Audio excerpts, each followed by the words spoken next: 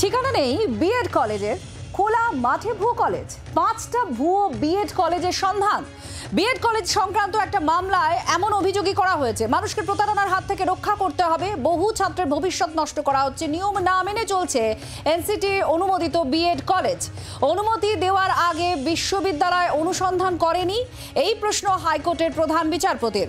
ঠিক কি আছে এই মামলা নিয়ে, বিচারপতি বা কি বললেন জানবো। অর্ণবাংশ আমাদের প্রতিনিধির সঙ্গে আছেন। অর্ণবাংশ, একটু বিস্তারিত জানতে চাইবো, ঠিক কি মামলায় অভিযোগ আছে আর বিচারপতি কি প্রশ্ন করেছেন? দেখো, চাঞ্চল্যকর অভিযোগ। একজন ছাত্রীর বাবা, তিনি কলেজে গিয়েছিলেন, কলেজে ভর্তি করবেন মেয়েকে, গিয়ে দেখছেন সেখানে কোনো বিল্ডিং নেই, সেখানে কোনো জমি নেই। তার পরিবর্তে কলেজ কিছুটা দূরে একটি খালি মাঠে চলছে এবং একটা বাড়ি ভাড়া নিয়ে চলছে।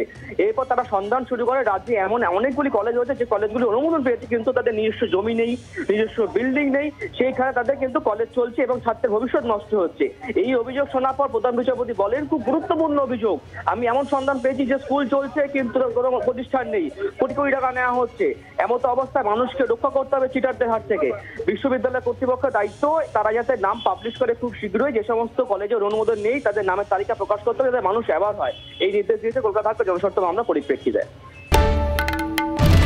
বাংলার আওয়াজ, বাঙালির আবেগ, জি 24 ঘন্টা।